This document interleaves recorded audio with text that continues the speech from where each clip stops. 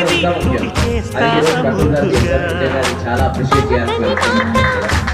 ఎందుకంటే సొసైటీలో అందరూ సక్సెస్ అవుతారండి, కానీ మనం నమ్ముకున్న వాళ్ళు ఎప్పుడైతే మనం వాళ్ళకు